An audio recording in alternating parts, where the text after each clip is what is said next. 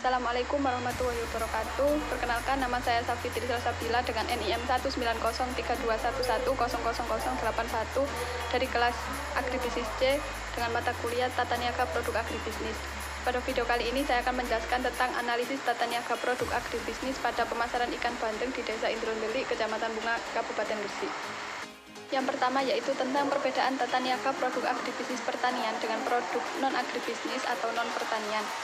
Jadi produk tata niaga agribisnis merupakan produk yang dihasilkan dari kegiatan pertanian yang akan diperjualbelikan di pasar, sedangkan produk tata niaga non-agribisnis merupakan produk yang diperjualbelikan bukan dari hasil pertanian.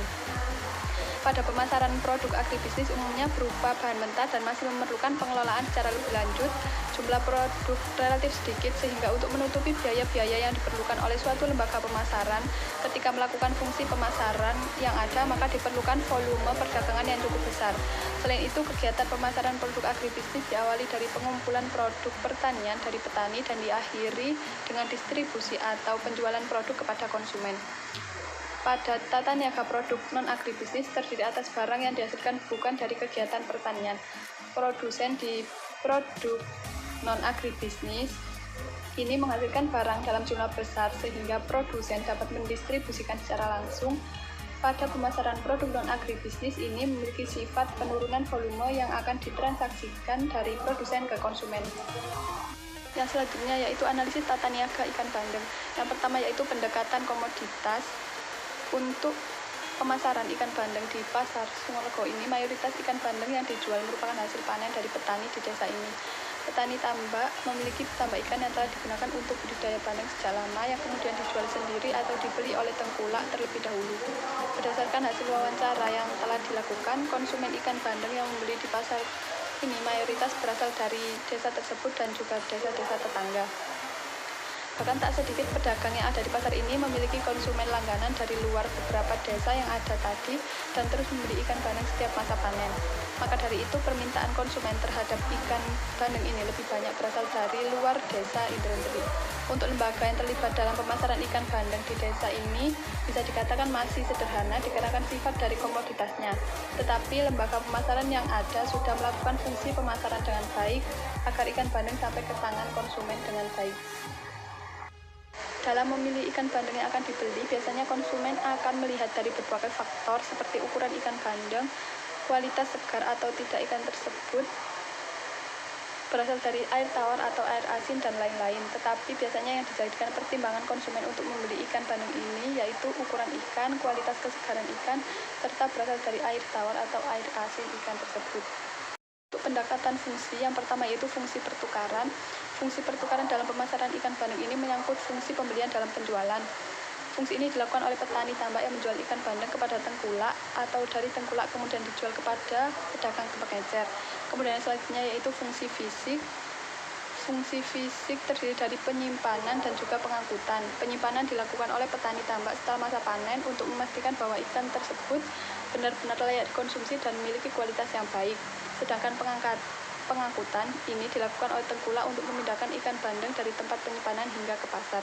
Dan selanjutnya itu fungsi fasilitas.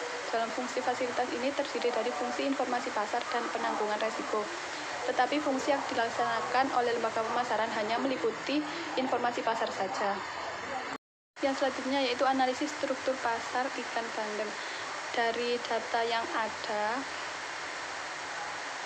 maka untuk nilai market share terbesar adalah 54,6% dan juga dapat disimpulkan bahwa struktur pasar yang terbentuk mengarah kepada struktur pasar oligopoli longgar dikarenakan terdapat 4 responden yang memiliki pangsa pasar antara 40 sampai kurang dari 60%. Kemudian yang kedua yaitu kita menghitung dengan rumus CR4, maka KR1 ditambah KR2 ditambah KR3 ditambah KR4 dibagi KR total hasilnya sama dengan 1. Dapat disimpulkan bahwa struktur pasar tersebut termasuk dalam struktur pasar monopoli dikarenakan nilai CR4 lebih dari 0,8. Nah, selanjutnya itu indeks IHH. Berdasarkan hasil analisis yang telah dilakukan, struktur pasar yang terbentuk dari perhitungan indeks IHH ini termasuk ke dalam struktur oligopoli dikarenakan nilai IHH adalah 0,365 berarti kurang dari 1 dan lebih dari 0. Kemudian dapat disimpulkan bahwa berdasarkan analisis yang telah dilakukan peneliti di lapangan, pasar tradisional Desa Sungolegowo, Kecamatan Bunga, Kabupaten Gresik ini termasuk ke dalam struktur pasar oligopoli karena struktur pasar tradisional ini di dalamnya terdiri dari beberapa penjual serta menjual produk yang homogen yaitu ikan bandeng. Yang selanjutnya yaitu analisis perilaku pasar ikan bandeng. Di lembaga pemasaran ini, yang terlibat dalam pemasaran komoditas ikan bandeng terdiri dari 3 lembaga, yaitu tengkulak, pedagang pengumpul, dan pedagang pengecer. Masing-masing lembaga tersebut memiliki peran dan fungsi masing-masing. Yang pertama, untuk tengkulak sendiri, ini membeli ikan bandeng langsung kepada petani tambak dalam jumlah tertentu yang dimiliki oleh petani agar nanti bisa dijual kembali. Berdasarkan hasil wawancara, biasanya tengkulak menjual ikan bandeng yang diperolehnya dari petani tambak ke siapa saja yang ingin membeli, baik itu pedagang pengumpul, pedagang pengecer, atau konsumen langsung. Kemudian yang selanjutnya yaitu pedagang pengecer. Berdasarkan hasil wawancara, ada pedagang yang memperoleh ikan bandeng langsung dari petani dan ada pula yang dari tengkulak. Pedagang pengecer merupakan unsur yang penting dalam pemasaran dikarenakan kelanjutan dari proses produksi dan saluran pemasaran tergantung dari pedagang pengecer yang merupakan saluran paling akhir sebelum konsumen. Pada pemasaran ikan bandeng di pasar tradisional Desa Inderendeli, Kecamatan Bunga, Kabupaten Gresik ini terdapat 2 saluran pemasaran, diantaranya yaitu yang pertama petani, kemudian kepada pedagang pengecer, kemudian yang terakhir kepada konsumen. Dan yang kedua yaitu petani, kemudian kepada tengkulak, kemudian kepada pedagang pengecer, dan yang terakhir yaitu konsumen. Yang selanjutnya yaitu untuk kebijakan penentuan harga. Banyak strategi-strategi khusus yang digunakan oleh petani untuk menentukan harga ikan bandeng. Kebijakan penentuan harga yang pertama bisa menetapkan harga yang kompetitif, kemudian menetapkan harga berdasarkan permintaan. Biasanya proses penentuan harga ikan bandeng lebih dikuasai oleh pedagang pengumpul dan tengkulak karena mereka lebih mengetahui informasi tentang pasar dibandingkan petani. Petani di sini sebagai penerima harga, sedangkan tengkulak sebagai penentu harga. Penentuan harga di sini bisa dilakukan dengan cara tawar-menawar antara konsumen dengan pedagang pengumpul, pedagang pengecer maupun tengkulak. Untuk sistem pembayarannya, berdasarkan hasil wawancara yang telah dilakukan, tengkulak dan pedagang pengumpul melakukan pembayaran dari pembelian ikan bandeng ke petani tambak secara langsung. Hari itu juga saat ikan diambil. Ada pula tengkulak yang tidak membayar secara langsung ke petani, tetapi mereka akan melunasinya setelah semua ikan bandeng itu terjual ke konsumen maupun ke pedagang pengumpul dan pedagang pengecer.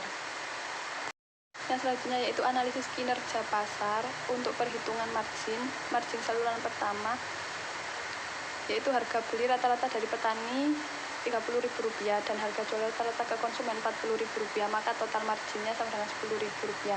Untuk farmer share-nya dihitung dengan menggunakan rumus PF per PR dikali 100% sama dengan 30.000 dibagi 40.000 dikali 100%, yaitu 75%. Untuk perhitungan margin saluran kedua, dari tengkulak harga beli rata-rata dari petani sebesar Rp25.000, harga jual rata-rata ke pedagang pengecer sebesar Rp35.000, maka besar margin atau M1 sebesar Rp10.000.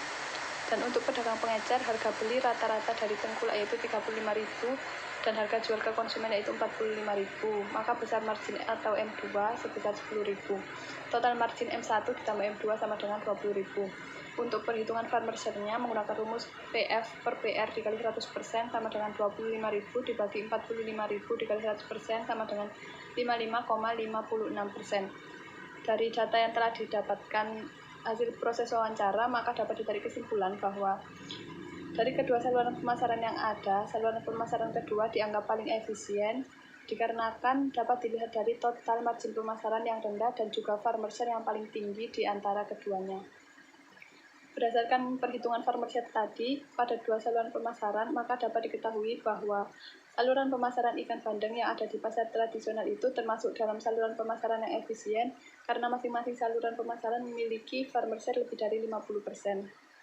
Untuk kesimpulannya yaitu pada pemasaran ikan bandeng di pasar tradisional ini terdapat dua saluran pemasaran, yaitu yang pertama petani, pedagang pengecer, yang terakhir yaitu konsumen, dan yang kedua yaitu petani kepada tengkulak, kepada pedagang pengecer dan konsumen.